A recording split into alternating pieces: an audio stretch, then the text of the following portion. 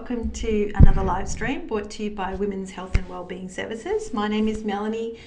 Obviously I work here at Women's Health and Wellbeing Services, and I do these live streams every Wednesday mornings, 11:30am, which is Perth, Western Australian time, best place in the world. And I'm a counselling psychologist here, and I do a few other things. But the point of doing these live streams every week, certainly from me being a psych, is to talk about mental health issues and topics and all of that stuff. So I present here every week doing these live streams. We also live stream on Fridays, usually covering some different topics around sort of more physical health, health promotion and well-being. So twice a week we are here live streaming to anyone who's watching this. And the point of a live stream, of course, is to get some live interaction. So if anyone happens to be watching this on Wednesday, the 23rd of September 2020. It's, what is it now, 11:36. I'm running a little bit late today. By all means, drop me a line and say hello. Pretty sure my mic is working today, which is great because a couple of weeks ago it wasn't. So, it was working. I just didn't switch it on in the software. So that's not happening today, and I've sorted that out. So welcome to another live stream. Today's topic is a really cool one, I think, and a really interesting one, and I so hope I can do it justice. And this topic about over-apologising came about through a discussion I had with a colleague here, with lovely Kate, and she was saying how, sorry Kate, I'm going to out you a bit here. She was saying how her husband often points out to her that she says sorry all the time. And I was like, yes, my partner says the same thing. He's always kind of going, no need to apologise. Like, you need to stop actually saying sorry. And we've actually kind of made it a bit of a joke, but a bit of a thing for him to sort of point that out. So I become much more aware of it, because I think if you are a bit of an over-apologiser, you just do it so automatically.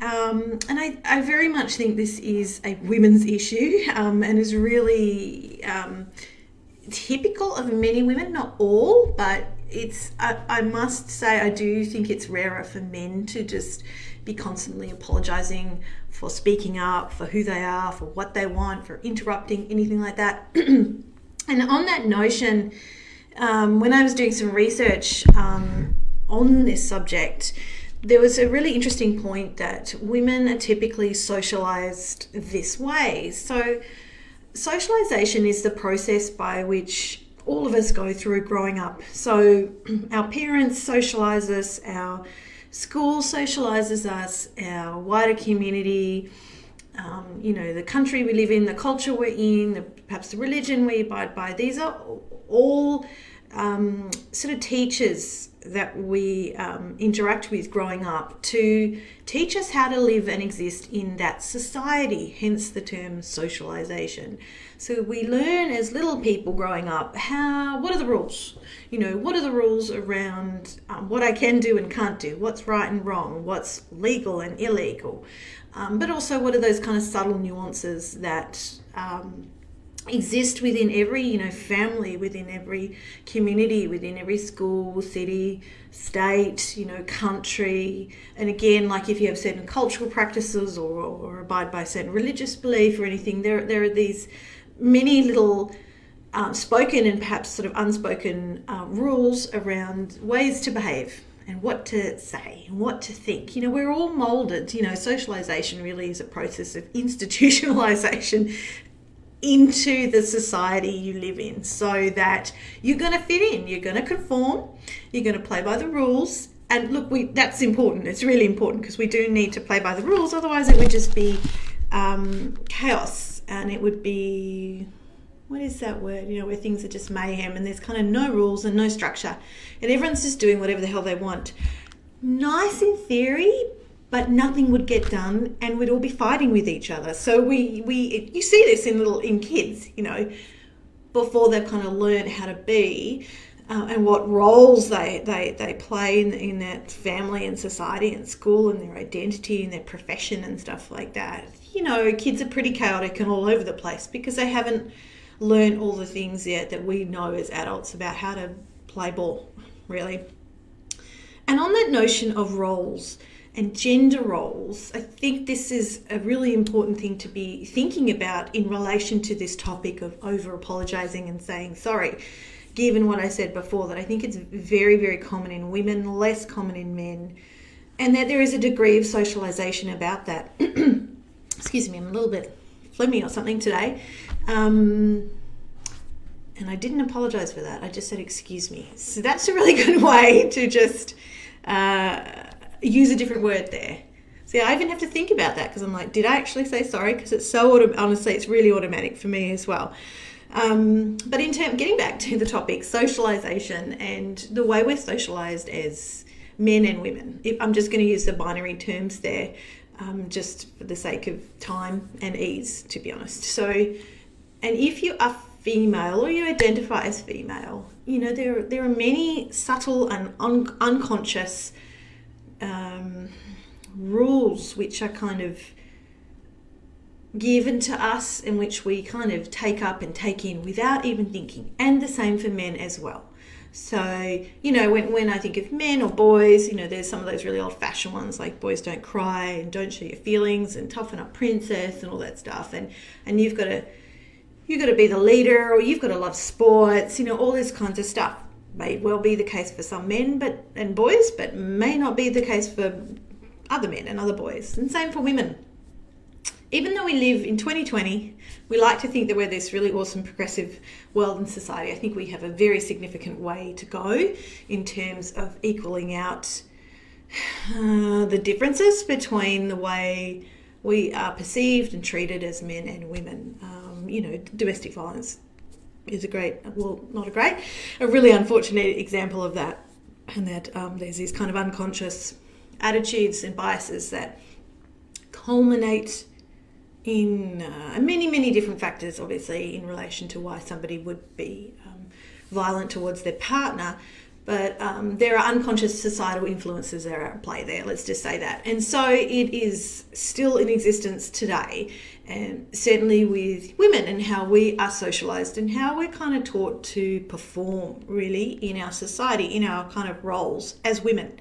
Not that we like to think that we're acting, but we kind of are in a way. We all are. Sure, you can go home and just take off the bra, sit in your trackies, and you're not really acting then because you just need to be yourself. But when you're out in the world, we typically do have a front and a face that we'll put on, and a persona. Maybe that's a mask, you know, maybe we will hide, not an actual mask. Actually, maybe sometimes because we're in the middle of a pandemic still. I'm so funny. But we go out into the world with these rules and structures around us, and sort of this inbuilt stuff about how we need to be, particularly as women. So I need to be a little quieter. I mustn't speak up too much. It's kind of wrong for me if I like boy stuff. You know, I'm just kind of thinking of random examples here. Always hard to think of examples when you're in the middle of something. You know, I'm sure later tonight in the shower I'll be like, I can think of some more examples, but right now I'm a little stuck.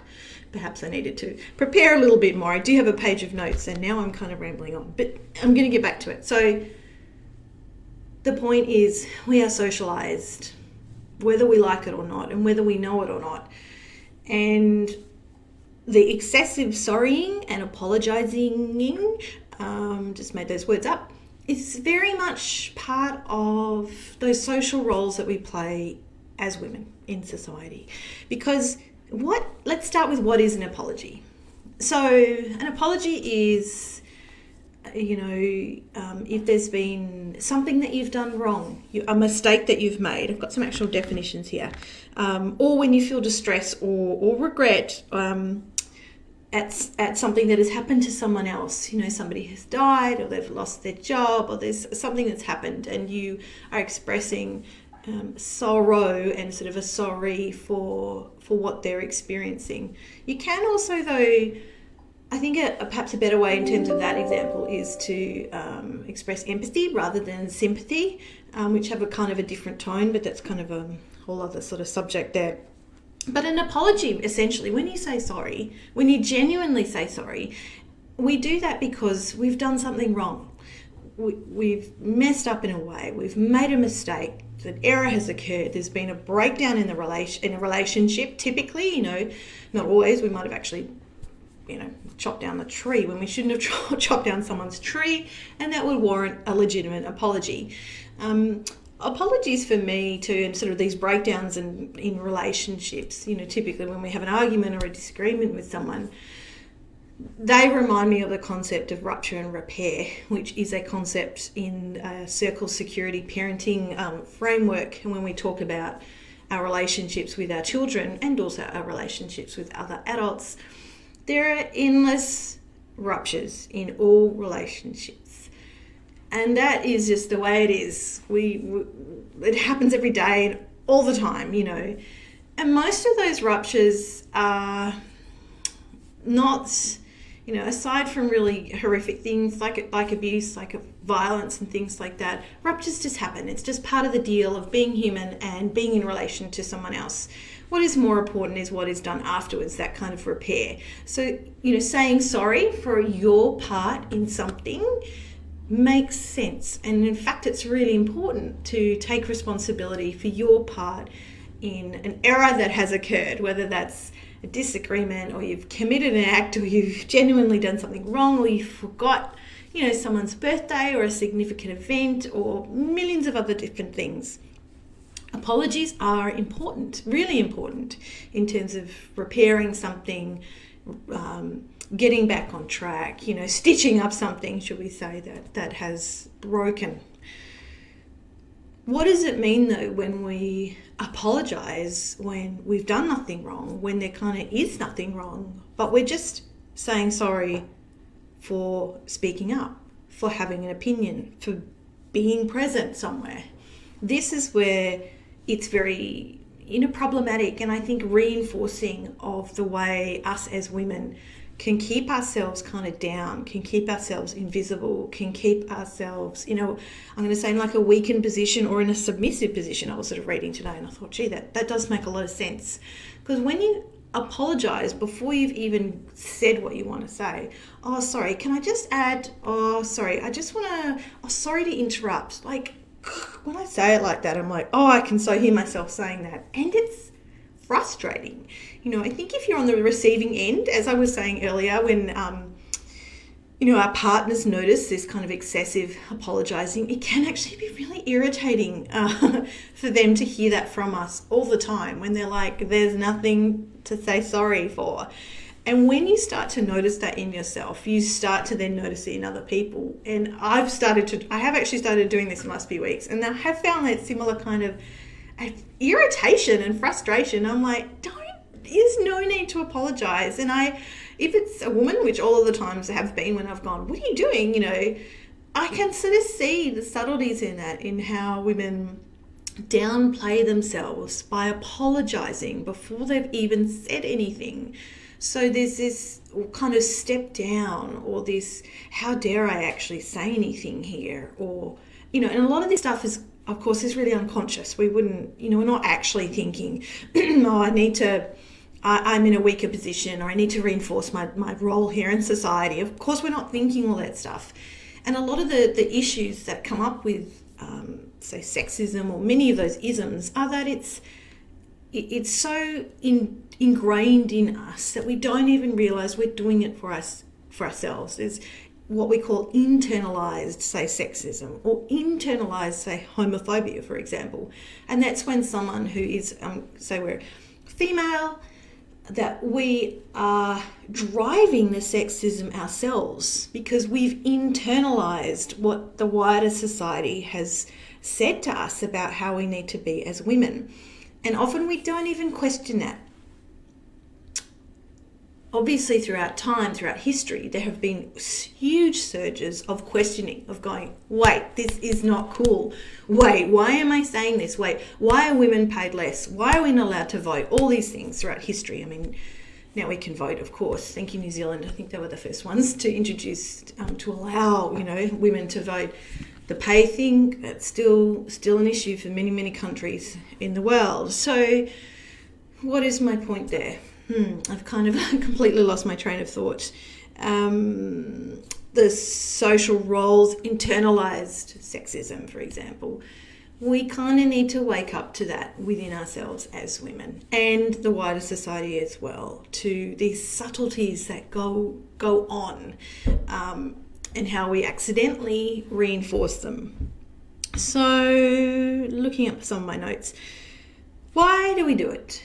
Okay, so I've harped on quite a bit about women's roles and socialization to do that. Some other things here, also I think it's really typical for women.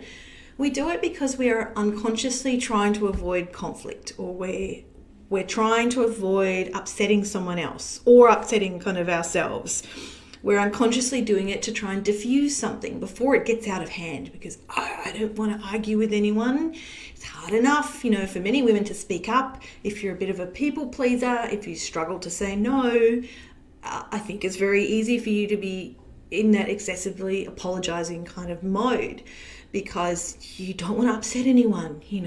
Heaven forbid that you should have a different opinion to someone. And I'm kind of joking about that, but that can be really, really difficult to articulate if you struggle with assertiveness and struggle with having a place in the world and struggle with seeing yourself as worthy and of having a right to exist, a right to an opinion, a right to do and think whatever you want to do and think. Why wouldn't you? Kind of thing. But when we are told consciously and or overtly and covertly that we can't do certain things and other things are permittable, it kind of trains us, again, quite unconsciously, about what we're allowed to do and say in order to get approval, in order to be liked. So I think in that way, language is playing a really important and interesting part there, because when we slip in the sorries before we've even, right at the beginning, of a topic or a question or something, an idea that we're wanting to express, we're apologizing in case it upsets someone. We're apologizing for upsetting the apple cart, or for offering a different opinion that might be not liked by some people. And even if that's, say you've been asked to, can you pick up my kids after school, for example? This is, say, a friend or a school mum.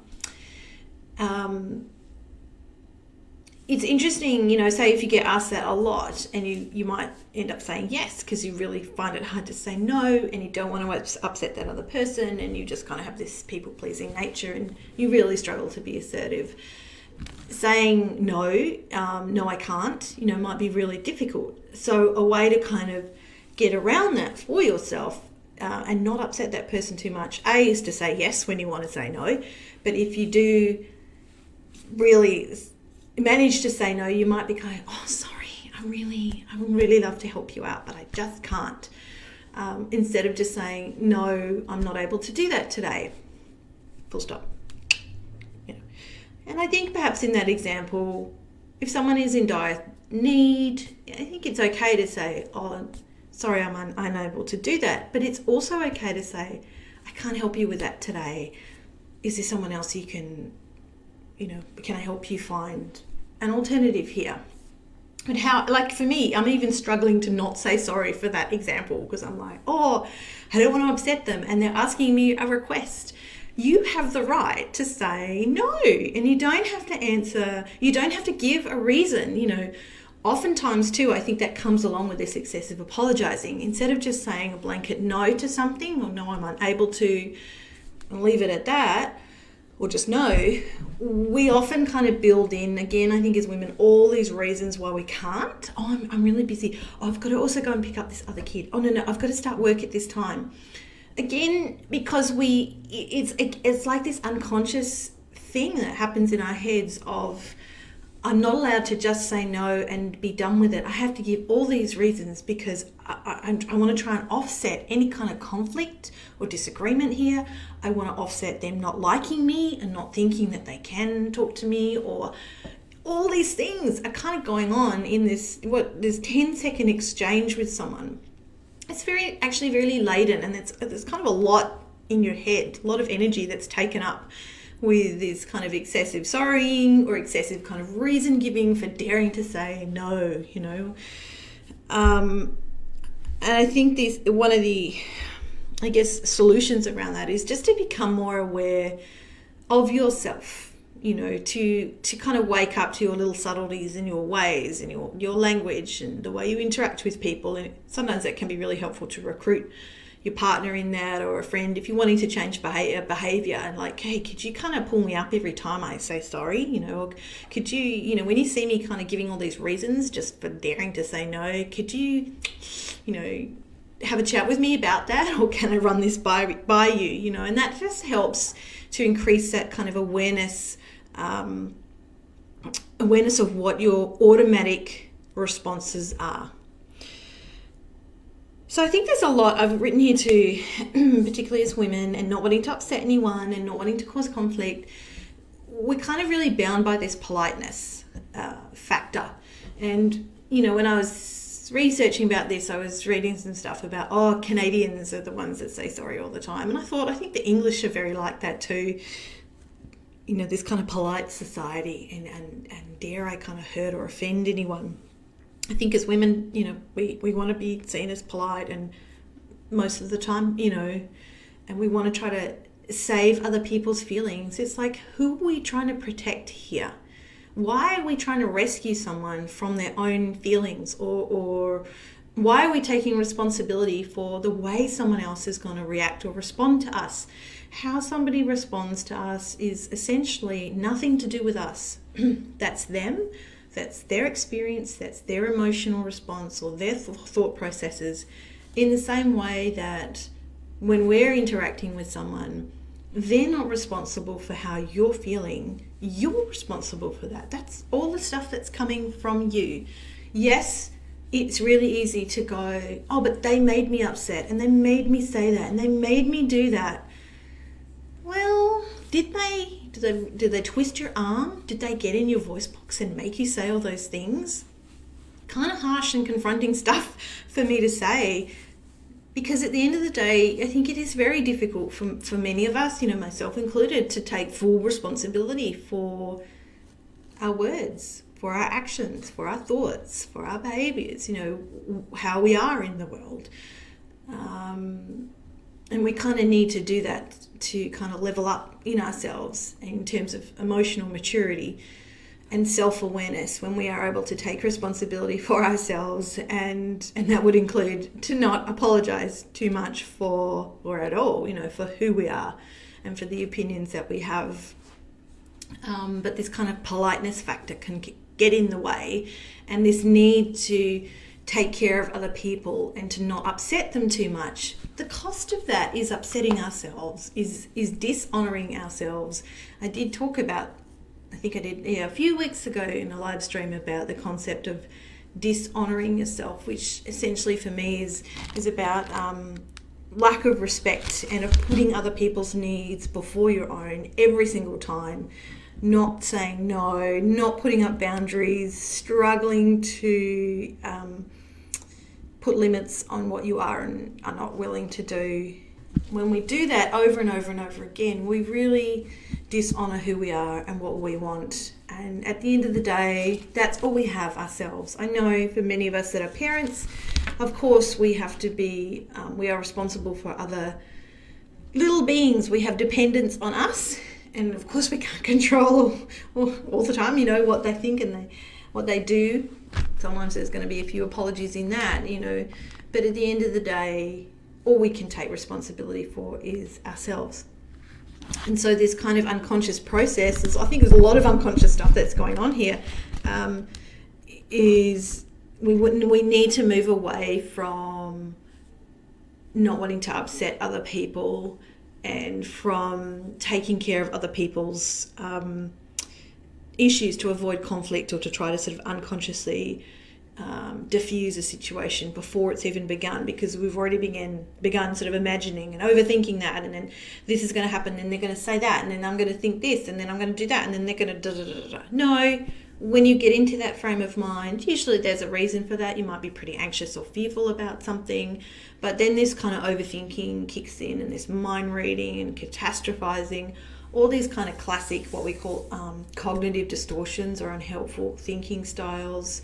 We all have them, myself included.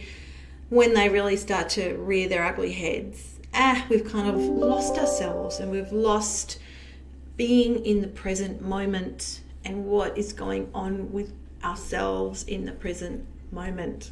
And I'm just aware that I could really, really go on about that, but I really want to stay on topic here. So, is it about politeness? Is saying sorry too much kind of a way to say, hey, sorry for existing, sorry for having an opinion, for daring to ask a question?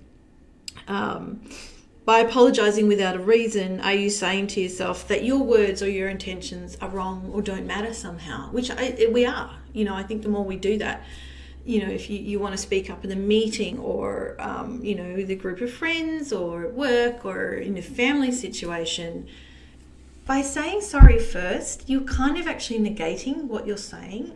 To me, thinking it through now, it's kind of very similar to when we say but. Oh, I'm really sorry, but da da da da da. Or, oh, I can see you're really upset, but da da da da. As soon as you put in a but there, or maybe even a however, you in a way you're negating the first part of what you said, and in fact you're saying I'm not actually sorry because I think this. I'm sorry that you're upset, but you should have listened to me and not climbed that climbing frame. Thinking about kids. You're not really sorry. That's not a genuine apology. If we kind of say I'm sorry, but you're kind of wiping out. An alternative to that might be and I'm sorry you're really upset and I'm wondering how we could sort that out for you, or I'm sorry you're upset and that must have given you a real fright. So we're trying to be with that person as much as possible and offer a legitimate sense of concern for something that they're feeling, without actually saying, no, we don't really care. If you don't really care, you don't really care. But if we're kind of caught up in that politeness and wanting people to like us all the time, we may do that a lot. We may say, I'm sorry, or this and this and this, but da da da da da. And a but really is about, I think, blame and shifting responsibility, because we're irritated, we're pissed off, we're frustrated, we're upset kind of thing because that person's gone and done that kind of stuff. But again, remembering that we're actually separate beings. That person's not responsible for what I'm feeling or thinking in the same way that I'm not responsible for their responses. Kind of a little tricky and a little difficult to get one's head around sometimes. I still kind of struggle with it because it's quite annoying to have to take responsibility for everything you do and say. And I'm saying that, there are some things legitimately outside of our control in the world, of course. So I'm not saying you've got to walk around and take responsibility for absolutely everything that happens in your life. Many times there are accidents and crazy things that happen and we're like, really, I didn't see that coming, and I don't think I really had anything to do with that. But I'm just talking about on the whole. So let's think then about what message it sends. What does it say to other people consciously and unconsciously when you apologise too much? And again, I think there's that subtleties of communication and language going on there of putting yourself into a weaker position, or sort of saying, I'm offering an opinion, but you don't really have to listen. Oh, I know, I'm actually really annoying and I don't really have any opinions, you don't really have to listen to me. I think all that stuff is coming in when we say, oh, sorry, can I just or even like just flash through my mind then, say I was just thinking about our little kitchen area at work here. We're all in there at lunchtime or at various times of the day getting coffee, tea or Tim Tams or whatever. And often, you'll be going to a cupboard and there's somebody maybe standing in the way because everyone's in there at lunchtime because it's lunchtime and everyone's trying to prepare their food. Wow, heaven forbid. And it's really automatic. Again, I think it's pretty much all women who work here to go, oh, sorry, can I just, can I just open that? Sorry, can I just get, what are you sorry for? Just think about that for a second. What are you sorry for? Daring to ask that person to move 10 centimetres out of the way? I'm sure that person is totally fine with that. A better way it might be to say, excuse me, can I just get in here? Really, really simple, and takes out that word sorry. You don't need to say you're sorry for asking for a fork, kind of thing. Think about that. When I talk about these examples out loud, they do sound really ridiculous. However, I know how hard it is in the moment to stop yourself from apologising. I'm actually thinking we need to put some signs up around here to remind ourselves and to call each other out when we start doing that sorrying kind of thing, because I see it all the time, every kind of day, for sure, every day. So something to think about really in those situations. Have I actually done anything wrong?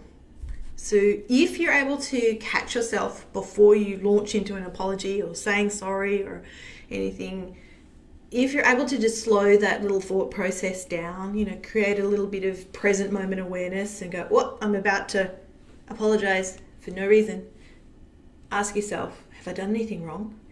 Is it wrong to ask for a fork when it's lunchtime and we're all in here? No, it's not wrong.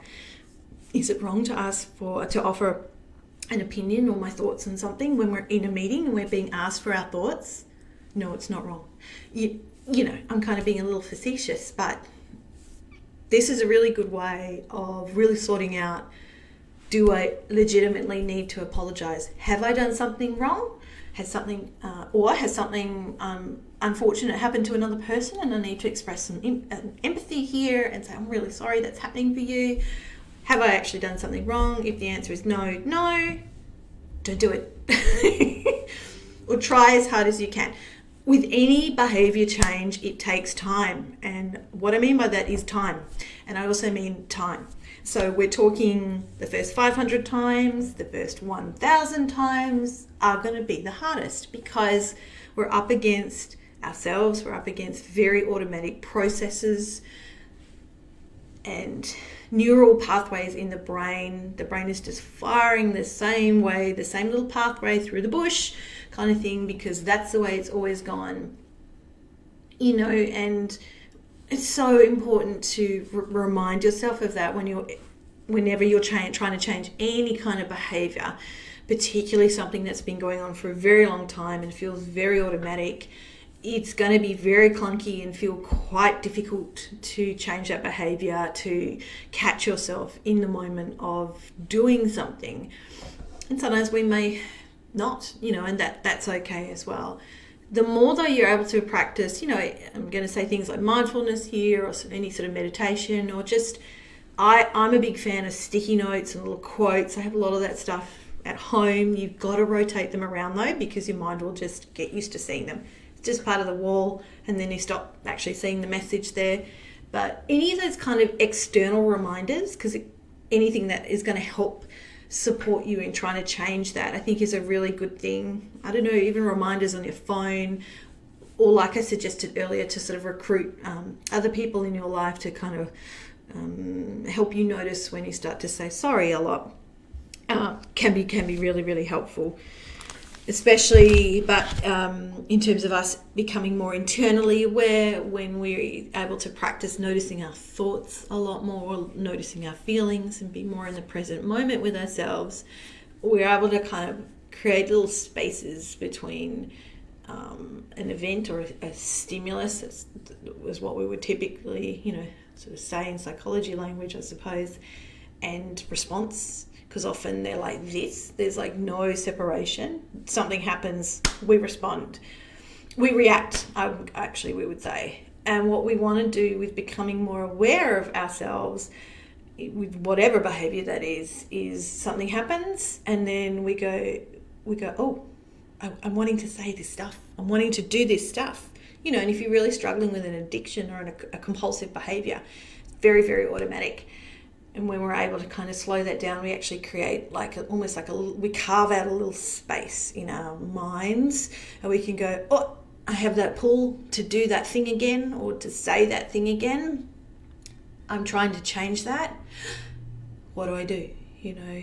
And this little space becomes a choice point for us. When we're like this, it really, really feels like we have no choice.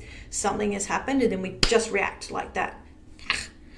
when we're trying to change ourselves, we might be coming to therapy, we might be having sticky notes all over the place, we might be practicing some mindfulness or journaling and things like that to become more aware of our thought processes and our typical kind of maladaptive behaviours. We can learn to respond rather than react, but respond from a little different place, a little space here. And it's just no different with, say, trying to change, saying sorry too much. You got to catch yourself in this little moment here. You've got to create a moment. So you have to be practicing noticing your thoughts and noticing your typical ways of going about things. Because honestly, I think we walk around really quite unconscious about who we are most of the time. We're just kind of blindly living our lives.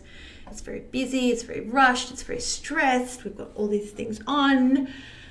We don't have time to stop and pause and breathe, feel into ourselves, tune into ourselves. That is just so important, to connect back into yourself and to go, what is it that I'm feeling here? Where am I feeling it? What are my thoughts? Oh, I'm thinking this. Oh, okay, I noticed that I'm having that thought. So I'm talking about using some strategies both from CBT, cognitive behavioural therapy, but more importantly from a model like acceptance and commitment therapy, where we learn to become much more mindful and aware of our thoughts and our feelings. And we don't react to them as much. We just see them for what they are. We accept, we have a willingness around the good feelings and the bad. We don't control them, because it's that control that gets us into difficulties. And we come from a different place. We have a bit of a choice there. So I guess I'm just talking about offering you some little strategies about how to go about changing some behaviours in your life and be very gentle and kind and compassionate towards yourself when you are trying to change a behaviour that has been a very long-standing behaviour. And I can bet you that saying sorry would be one of those. Interesting enough though, we're not born saying sorry. I mean, obviously, like I was saying, that's the process of socialisation. And I'm thinking, when do women really start to say that? Do we see it in our girls as children or as their teenagers? Does it actually show up more when they're adults? Like, I'm actually just wondering out loud. Like, I wonder when that is, when that kind of socialisation really kicks in. So, yes, getting back to asking yourself, have I actually done anything wrong? And perhaps also asking yourself, is something that's happening, is that in my control or outside of my control? If it's completely outside of your control and something wrong has happened, you don't have to apologise for that. If you haven't been part of that. The only time you would, like I said, is if something unfortunate has happened to someone else and you're kind of expressing some sorrow and some empathy around that. And I personally think it's okay to say, I'm sorry. Or you could say something like, I'm feeling really sad for you, or I feel how painful that is. That must be really, really difficult for you. Just some different words than necessarily saying sorry, which, sometimes can feel like pity, which is not a good feeling. And I'm sure for many of us, we don't want that tone to come across in our voices. I wanted to point out too that you don't need to apologise if you do need clarification on something, or if you say you misheard something, or you want to ask the waiter for something. It's their job. You don't have to apologise for daring to get them to do their job. Because we often go, sorry, can I just, or if you want clarification, instead of going, sorry, I'm just a bit confused about that. Like, how automatic is that for me to say that? It just sounds like, so yeah, I know that phrase. It's okay to say, can I please get some clarification on that? Or I'm a little confused, or I misheard you around that. Or you could say, excuse me, can I get some clarification around that? And I think that just comes from a different, a stronger kind of place from within, as opposed to going, sorry, I didn't understand that, which just automatically, it really does, it puts you in that one down position and saying, oh, I'm kind of a stupid human being. So, and I'm sorry that I'm really stupid. And I'm sorry that I need to ask for clarification on that. And I'm sorry you're actually even having to talk to me because, gosh, I must be really annoying. Actually, this is kind of the subtle messages we are sending with this excessive sorries. We're saying all these things without saying it at all because it's so automatic and unconscious and inbuilt. So the more we're able to, like I said, wake up to that and kind of break that and have, I guess, more confidence into stepping into yourself and going, I'm just going to ask a question here, or I'm going to ask the waiter or the wait person for a glass of water. Wow, shocking, kind of thing. See, it's really kind of crazy when I pull it apart like that. Think too, if you have children and you're a mum or a dad or any kind of caregiver there, and you do a lot of the sorrying, think about that from the child's point of view. We are role models. What are we modelling to our children, particularly to our girls, about how women behave and our roles in society and how we perceive ourselves and how we want other people to perceive us and treat us? Set a different example for your girls and your boys, because we do not want them, they get sucked into all this stuff as much as us girls. We're all fed the same crap at the end of the day, and not so crap, We do live in a pretty good society here in Australia. But I just want you to think about that too, in terms of if you're saying sorry a lot and your daughters witness that, what would that be like to start to see them saying sorry all the time? I'm sure you wouldn't want that either. The other thing with saying sorry too much, of course, is that it can really, it's like the boy who cried wolf. When you actually do need to apologise for something, it might have lost its meaning. If you're a chronic over-apologiser, when it does come time for you to apologise for something, maybe the people around you are like, well, how do we know you're really sorry? Because you're constantly sorry. You constantly say you're sorry. So what makes this time any different? And I don't know how often that would occur, but I think it is something to really think about, and would happen sometimes, because I know for some, anything that we do too much and we cry wolf when there's actually no alarm going off, people learn to sort of switch off from us and to not take it seriously. I just burped. And I said, excuse me, instead of sorry. So we don't want our apologies or our words to lose meaning, because at some point in time, many points in time, we are going to need to actually say sorry or take responsibility for ourselves, and we want that to be genuine. Otherwise, no one's going to believe us. So depending on the situation, like I've said, replace the word. You can use excuse me, thank you. Is now a good time to interrupt? Is now a good time to ask you a question? Can I please ask you a question? No. Remember, you can just say no. No, I can't do that. No. Is fine. That would be another good thing to live stream about, actually, learning to say no. Certainly taken me a long time to have more confidence to say no, and to honour myself in that way, and to not put people's needs first. A lot of this stuff is about putting your own needs first and feeling okay with that, and not buying into the crap that, that's just a really selfish thing. It's not at all. If you're not functioning well in your little world, how are you going to be there for everyone else in your world? What else do I need to say? I actually think I've gone through most of my notes. In relation to kind of just going back to the notion of sexism, a really interesting article that I read in doing some of my research around this, she states, what is this from? She states that excessive apologies from women just further perpetuate the notion that men are of more value than women. So again, we see how that is so internalized within us, that if we don't even question why we're saying sorry or question where we're placing ourselves in relation to men, we're just keeping that issue going, that problem kind of going, We don't need to apologise for being women.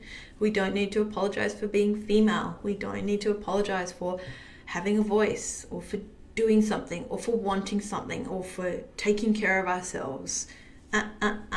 We don't need to apologise for wanting a break, for wanting a life, for wanting an identity, for wanting a career, for not wanting a career, for wanting kids, for not wanting kids, all these things. Not my problem. If you don't like it, it's not your problem. And that's kind of the crux of it. Like I was saying before, really sorting out what is that person's stuff and what is my stuff, kind of thing. And how can I get to a place within me where I can honour myself, say no, stop apologising for what I want, and be okay with that. And to let go of some of that obsession with not wanting to hurt or upset other people. People are going to get hurt and upset all the time. We get hurt and upset all the time. It's just the way it is. It's not your problem. It's not your responsibility. The only exception to that, of course, is if you've deliberately gone out there to hurt someone. That's not cool. And you do need to apologise in that situation. But mostly, there's nothing to apologise for. It's us in our fears of the way we're going to be perceived, or if we're going to be liked, that is contributing to this excessive sorrying. So many new words today. So have a little think about all the stuff I've been rabbiting on about today. I'm now reflecting on how many times have I apologised before in other podcasts for rabbiting on. I think I've said that quite a few times. So I'm not going to apologise about that today. I've talked as much as I've talked, and I've given you whatever information I've given you. And of course, on that note, anyone who's watching or listening now, thank you for joining me. I'm going to wrap up today. You can always watch this video back through Facebook. We do put them up on our YouTube channel as well, I think. And I will be back next week to live stream on another topic that I quite haven't formulated. On that note, if anyone out there has any ideas or topics that they'd love for me to explore, particularly around mental health and psychology, being human, that kinds of stuff, being female, those kinds of things, I'm more than happy to do some research around that and then live stream on that topic. In a way to contact us, if you do want to share that, or you do need some help with any kind of issue in your life, of course we are a counselling service. We do health promotion activities as well, and group programs. You can find all of our stuff. We do post a lot on our Facebook page, and I'm assuming you know where that is, because if you're watching this, you're probably watching it through our Facebook page. Otherwise, you can go to our website, which is www.whws.org.au. Our phone number is 9490-2258. That's obviously, like I said earlier, we're in Perth, Western Australia. Might otherwise be emailed. Easier just to email us, info@whws.org.au. There are millions of different ways. Maybe not millions. We don't have the carrier pigeons up and running just yet. We don't have the smoke signals up and running just yet. But there are some other ways to communicate with us, and I have just talked about them. So on that note, I'm going to wrap up, and thank you for taking the time to watch or listen to this video, as much or as little as you have liked. More than keen to get any feedback about it. And of course, if you do have any suggestions, like I've said, for other topics related to mental health, hit us up and I will have a look around for you. In the meantime, have a great week, and I'll see you at the next live stream.